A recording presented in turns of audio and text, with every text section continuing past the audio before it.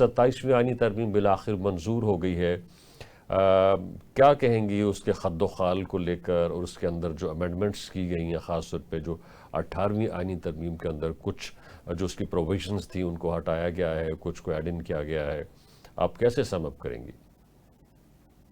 ہمیں سمجھ آ رہی ہے جس طریقے سے، تو میرا خیال کہ جو 27ویں آئینی ترمیم تھی، جس طریقے سے پہلے کہا کہ 26ویں آئینی ترمیم میں ہم نے اس کا سارے ڈنگ نکال دیے، اب اسی طریقے سے اس میں بھی کوئی کام کی چیز تو ہے نہیں۔ NFC ایوارڈ کے حوالے سے جو بات ہونی تھی، جو طریقہ کار تھا کہ فیڈرل گورنمنٹ کو کوئی مزید کوئی چیزیں ملتی، بینیفٹس ملتے یا اس کو آسانی سہولت ہوتی تاکہ فوج کا بجٹ بڑھایا جا سکتا، تو انہوں نے وہ بھی نکال دیا ہے، اس کا بھی کوئی ذکر نہیں ہے۔ اور اسی طریقے سے ڈوئل نیشنلٹی کا جو ہمارے ہاں تقریباً 22,000 گورنمنٹ سرونٹ جو ہے ڈوئل نیشنلٹی ہولڈر ہیں، اور ان کے تمام کی جس کو کہتے ہیں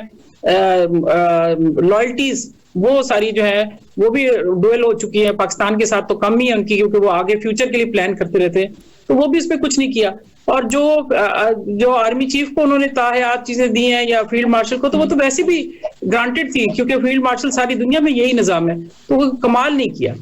اس لیے مجھے لگتا ہے کہ 27ویں آئینی ترمیم صرف شور زیادہ پڑا، اور اس میں جو اصل چیزیں تھیں وہ سب نکال دی گئی سب کو خوش کرنے کے لیے، اور آخر میں ہم وہی ڈھاک کے 3 پا دیے، ہمیں کچھ حاصل نہیں ہوا، قوم کو بھی کچھ نہیں فائدہ ہوا، کسی کو کوئی فائدہ نہیں ہوا۔ صحیح بریگیڈیئر صاحب، استنبول مذاکرات ناکام ہو گئے ہیں، اور اس کے نتیجے میں ہم نے دیکھا کہ جو دہشت گردی کی کارروائیاں ہیں وہ ہمارے بندوبستی علاقوں کے اندر پہنچ گئی ہیں، اور جس طرح سے افغان طالبان نے اس وقت تھریٹ کیا تھا پاکستان کو، وارن کیا تھا کہ جی اب ہم اسلام آباد کے اوپر اٹیک کریں گے، اس کے چند دن کے بعد ہم نے دیکھ لیا کہ اسی طرح سے جو اسلام آباد کے اندر اٹیک ہوتا ہے۔ پھر وانا جو کیڈٹ کالج ہے اس کے اوپر جس طرح سے APS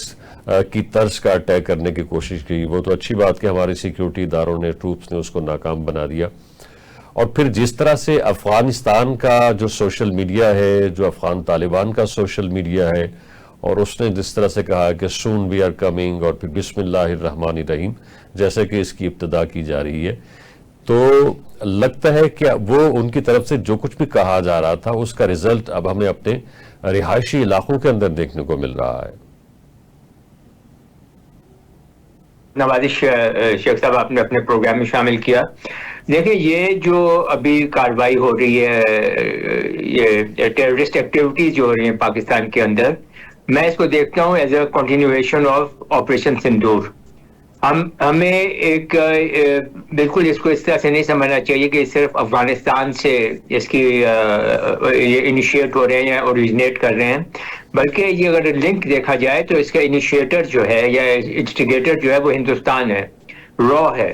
اور انڈیا سے یہ لنک چلتا ہے، اور جو کابل میں بیٹھی ہوئی گورنمنٹ ہے تحریک طالبان افغانستان کی، وہ کنڈویٹ ہے، وہ ایک کیا کہنا چاہیے راستہ دیتا ہے